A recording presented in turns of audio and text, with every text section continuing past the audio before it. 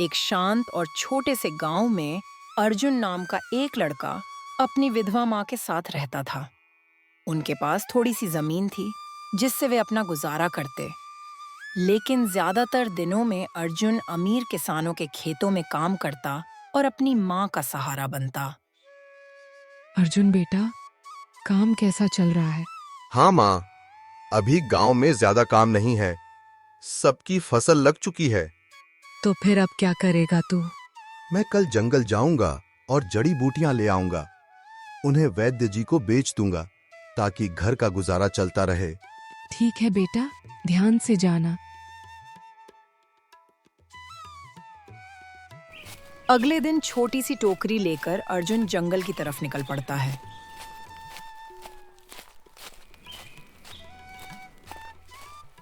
अर्जुन जड़ी बूटियां ढूंढने के लिए जंगल के काफी अंदर तक जाता है।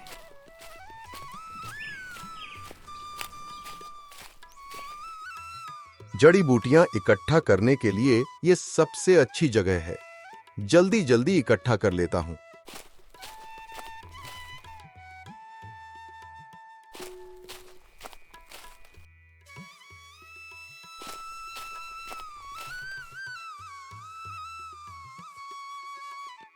काफी जड़ी बूटियां इकट्ठा हो गई हैं। अब घर चलना चाहिए।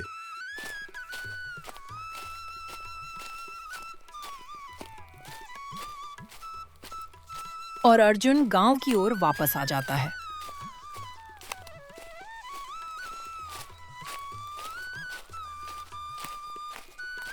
अर्जुन सीधा वैद्य जी की दुकान पर पहुंचता है। अरे आओ अर्जुन बेटा, आज क्या लाए हो? वैद्य जी, मैं कुछ जड़ी बूटियां लाया हूं। हाँ धन्यवाद बेटा, मैं शाम को इसके पैसे दे दूंगा। और काम कैसा चल रहा है? सब थोड़ा ठंडा चल रहा है। सुना है गांव में अंग्रेजी दवाइयों की दुकान खुलने वाली है। ओह अच्छा, ठीक है, देखते हैं। अभी मैं चलता हूं।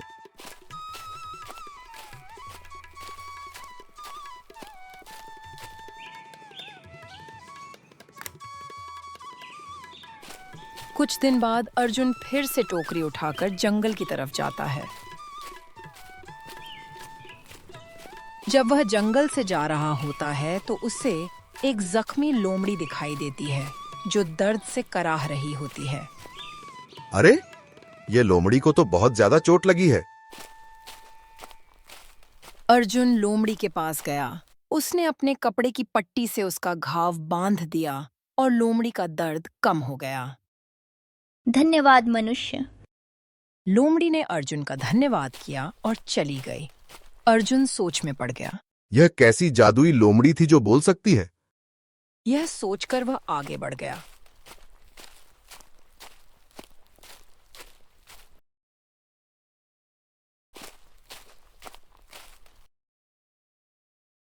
अर्जुन जड़ी बूटियां इकट्ठा करता है और गांव की तरफ चल पड़ता है।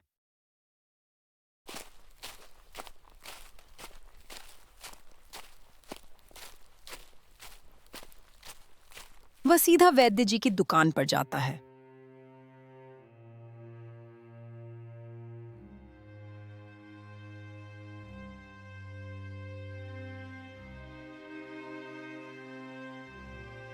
अरे, ये वैद्य जी की दुकान आज बंद कैसे है? अर्जुन ने थोड़ी देर देखा और फिर घर की तरफ लौट गया।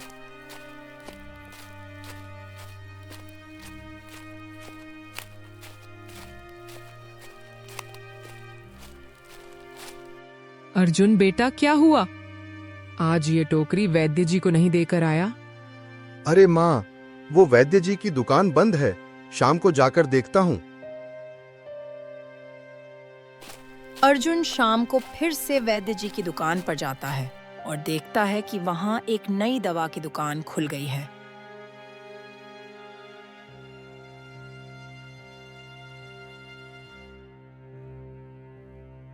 और यह नई दुकान अंग्रेजी दवाइयों की थी।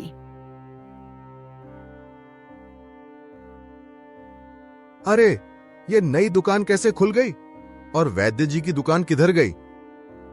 अर्जुन मन में सोचता है। अब मेरे घर का गुजारा कैसे चलेगा? मैं क्या करूंगा अब? अर्जुन दुखी होकर घर चला जाता है।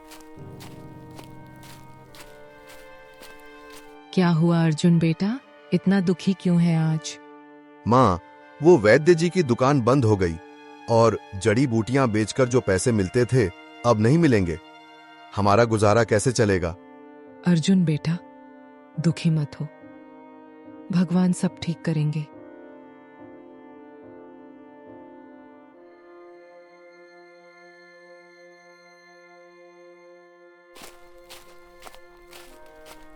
अगले दिन अर्जुन दुखी होकर जंगल की ओर चला जाता है और एक पेड़ के नीचे बैठ जाता है।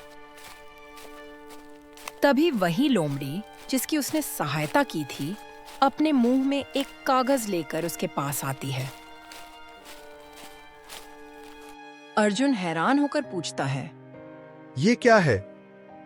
लोमड़ी बिना कुछ बताए वहां से चली जाती है।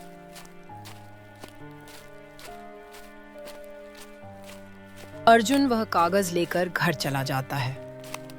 उसके मन में उसे देखने की उत्सुकता और उत्साह था। अर्जुन घर जाकर वह कागज देखता है तो उसे पता चलता है कि यह एक खजाने का नक्शा है। अरे, ये तो खजाने का नक्शा है। लगता है वो लोमड़ी मेरी मदद करने की कोशिश कर रही है।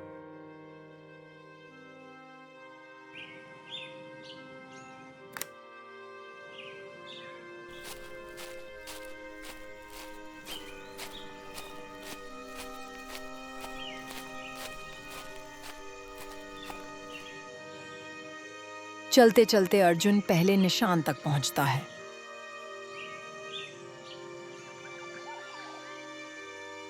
नक्शे में भी ऐसा ही निशान है। इसका मतलब मैं पहले पड़ाव तक पहुंच गया हूं। और अर्जुन दूसरे निशान को ढूंढने निकल पड़ता है। जल्दी ही उसे दूसरा निशान भी मिल जाता है। ये रहा दूसरा निशान। इसका मतलब मैं सही दिशा में जा रहा हूं। अब मुझे आखिरी निशान को ढूंढना होगा।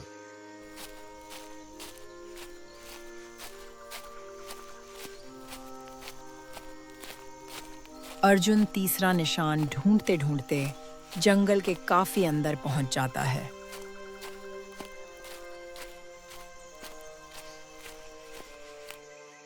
काफी देर ढूंढने के बाद भी अर्जुन को आखिरी निशान नहीं मिलता और वह दुखी होकर एक जगह बैठ जाता है। तभी वही लोमड़ी जिसने अर्जुन को नक्शा दिया था वहां आती है। लोमड़ी अर्जुन से कहती हैं, उदास मत हो, चलो मेरे पीछे, मैं तुम्हें तीसरे निशान तक ले जाऊंगी। अर्जुन चुपचाप उसके पीछे हो लिया।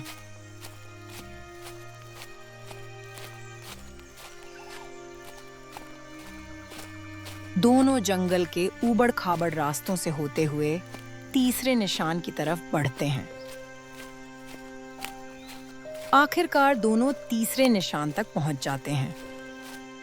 यहाँ से आगे तुम्हें अकेले ही जाना होगा। लोमड़ी वहां से चली जाती है और अर्जुन गुफा की ओर बढ़ जाता है।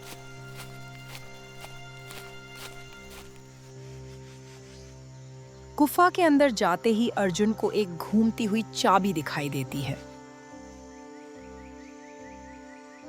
अरे, ये तो जादुई चाबी लग रही है। अर्जुन जैसे ही चाबी के पास जाने लगता है तभी खजाने का रक्षक प्रकट हो जाता है। अगर तुम लालच की वजह से आए हो तो वापस लौट जाओ। नहीं, मैं लालच से नहीं आया। मुझे तो खजाने का नक्शा लोमड़ी ने दिया है। तो फिर ठीक है, अगर तुम मेरे एक प्रश्न का उत्तर दे दोगे तो मैं तुम्हें खजाने तक जाने दूंगा। ठीक है, पूछिए। मैं बिना पैर के चलता हूँ, बिना मुंह के बोलता हूँ, बिना पंख के उड़ता हूँ और बिना आंखों के देखता हूँ। कभी मुझे रोको तो तुम हार जाओगे, कभी मुझे पकड़ो तो मैं हाथ से फिसल जाऊं। बताओ, मैं कौन हूँ? अर्जुन थोड़ी देर सोचता है और फिर उत्तर देता है, धुआं। धुआं बिना पैर के चलता है, बिना मुंह के फैलता है, बिना पंख के उड़ता है और बिना आंखों के चीजें ढक देता है। सही जवाब। रक्षक और चाबी गायब हो जाते हैं और उनकी जगह एक सोने से भरा घड़ा आ जाता है। अरे, इतने सारे सोने के सिक्के! पर मुझे लालच नहीं करना चाहिए, वरना मैं किसी मुसीबत में पड़ सकता हूँ।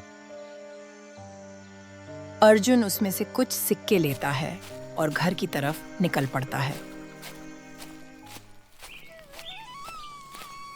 घर जाकर अर्जुन वह सारी कहानी माँ को बताता है और फिर से मेहनत करने लग जाता है।